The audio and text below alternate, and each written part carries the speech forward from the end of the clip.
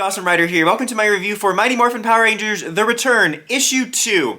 Man, this was a great issue. Overall, I have really been enjoying this series. You know, when it was first announced, I was, as usual, looking forward to more comic content, but I was kind of like, this is interesting, but I wasn't, like, super stoked about it until we got that sneak preview in the anniversary issue, which was really great. Last issue was really great, really setting up a unique sort of requel premise.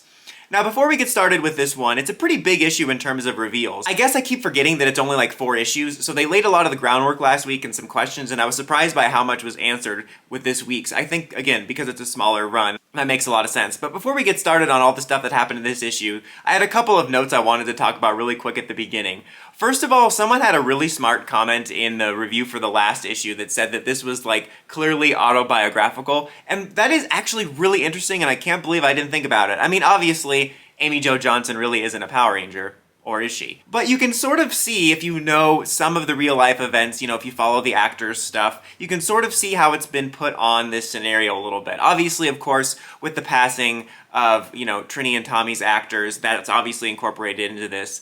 But also, I would say that, you know, I remember that there was stuff about Amy Jo Johnson kind of distancing herself from PR for a number of years, which is reflected in her character here, distancing herself from the Power Rangers, changing her name. Obviously, Amy Jo Johnson didn't change her name, but you know what I mean. You know, I think Walter Jones was one of the first ones to do cons in a big way and sort of take advantage of that Ranger fame, which is reflected in this comic. When David Yost came back, he did some charity work, and that's also reflected in this comic. Also, Austin St. John, before he came back, was doing paramedic work for the military, I believe, or paramedic work of some sort, and that's reflected in what Jason's character is doing, and I think that's really fascinating and really cool and adds an extra layer to all of it. Let's actually get started on the issue. So we actually open up on effectively the flashback of what happened in the past, the sort of final battle. And I have to say too, I was personally a little bit confused about the timeline. I think because, you know, they set up this scenario of the mmpr team, the original 6 never left, and the status quo was there. I think because of that, I was still thinking within the box of the show. So in my head, I thought that they maybe resolved the Zed and Rita conflict to some degree within the time frame of the first 3 seasons, give or take, and then they eventually had to come back for some reason, like Rita and Zed survived or something, and that's when Tommy died. But I was totally wrong about that. Again, it's funny how even with the comic, because of how Sentai and PR conditions you, you're always thinking in these little boxes of creativity. So basically, they were just active the whole time. You know, they were active through Tommy and Kim's marriage, through adulthood, so that's how that went down, and I was just confused by that. I was being stupid in retrospect, but again, I was just thinking about it in terms of what we know is supposed to happen. But they show the final battle, and effectively what's happening is you have the main Rangers, aside from Kim and Tommy, on the field distracting everyone, as Tommy and Kim are basically setting off a Z-Wave bomb. Billy made this device that effectively is going to act like the Z-Wave does, and it uses the Morphin Grid energy to purify things, which was actually really interesting and cool, and kind of one of those neat things I like to see in parallel universes where, even though we don't have stuff like Dark Spectre at play, where you have similar events, like these little mirrors of each other, you know, like it's like poetry, it rhymes.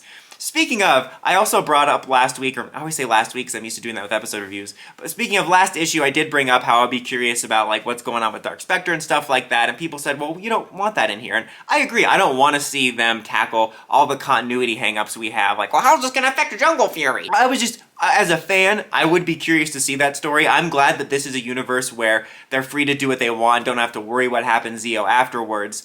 But admittedly, I would totally also read a story about how this team would deal with the Machine Empire and Dark Spectre and all that, so on and so forth. I just wanted to bring that up while I was thinking about it.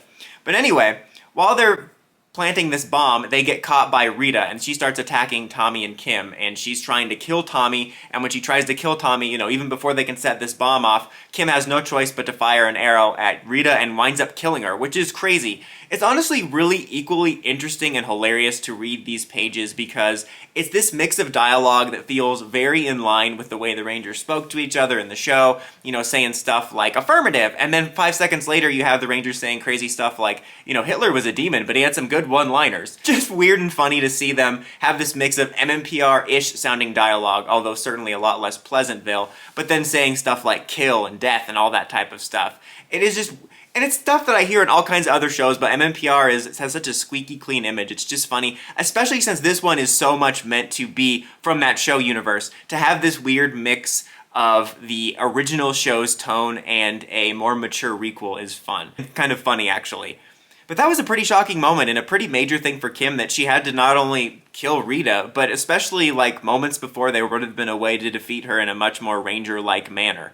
But effectively it damages the bomb, so Tommy has to stay behind, and that's how he wound up sacrificing himself. Zoom back to her telling the tale to Selena, Trini's second cousin, third brother, twice removed, or whatever. It should have been her daughter. Although I don't think it is her daughter, but you know what I mean. They clearly just didn't want to step on the toes of Min. But she's telling her the story, and then she's like, well, I'm going to take the Morpher, and no one's going to be a Ranger ever again.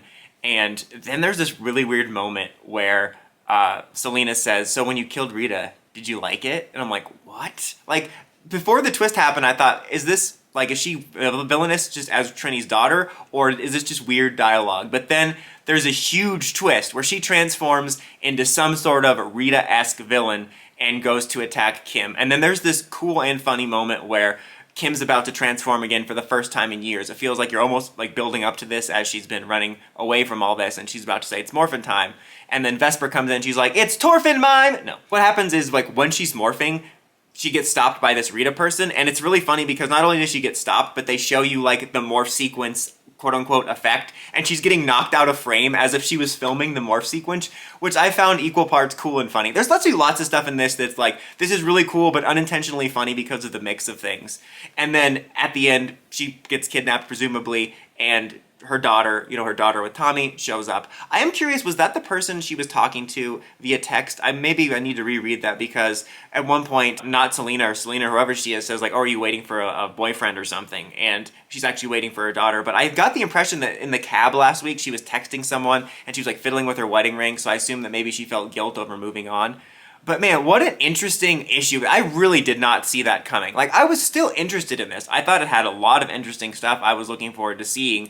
But I assumed the story with Selena and then eventually her daughter and then maybe other kids of the Rangers or whatever were going to come in, and it was going to be a kind of by the numbers, for lack of better phrasing, story about training the next generation of MMPR. And it still will probably have elements of that, obviously, with her daughter presumably taking up the mantle to find her mom. I don't know why I'm all of a sudden thinking this reminds me of Ben putting the Omnitrix back to find Grandpa Max. So there will be an element of that, and it's possible there's a real Selena out there that will become the Yellow Ranger, but I didn't see this twist coming, honestly. And I'm really curious who she is. She says she's been waiting a long time for this. It's not impossible it's Rita somehow who, like, survived and is possessing someone, or, had a clone or something, but it's also, I'm thinking very likely it's her daughter because they're doing this whole next generational thing. But that was such a great twist and really cool stuff with the flashbacks. Like I said, it's interesting and funny to see them talk both like they're coming right from the show, squeaky clean universe, and with more mature elements. And I do have a couple notes and curiosities. Like I said, I'm totally not wanting or needing to have elements from larger continuity in this. But I am admittedly curious about the White Ranger of it all. I think in the meta sense, because the Green Ranger is kind of worshipped amongst the nostalgia crowd, that's why they went with that over the White Ranger. But when you are doing the requel like this, even though they're obviously changing the events after the peace conference, they're also very clearly keeping pretty much what happened for the first 1.5-ish seasons. And unless my memory is failing me, when they had the peace conference, Tommy was already the White Ranger. And not only that, but there was a great deal made about the Green Ranger powers being wonky. So I am curious about that. I don't think they're going to explain that or anything, but that would be in play at least. Even setting aside the White Ranger and the MMPR Team 2.0, there's just the fact that the Green Ranger powers were kind of weak. They were just being recharged by Zordon temporarily, but I don't know. I almost wish they would have used White Ranger, only because I do get sick of the Green Ranger worship, but I could totally see a scenario where, honestly, you still do the White Ranger because I think that's within continuity, like Tommy as White Ranger sacrifices himself, and then presumably his power coin would have blown up, and then maybe you have the depowered green coin that the daughter then reawakens. So then you can do both, and then you kind of keep it in there. I just happen to think about that.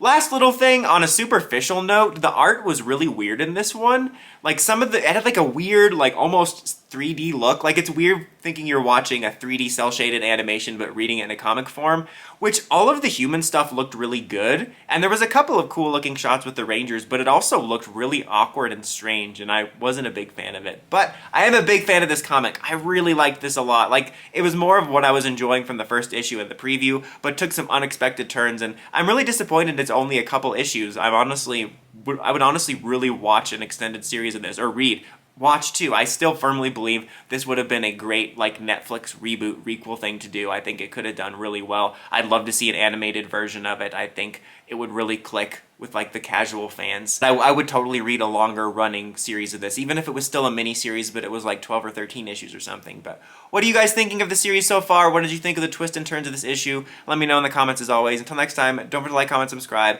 and climb the steps and ring that bell to get notifications from my videos. Dawson Ryder, signing out.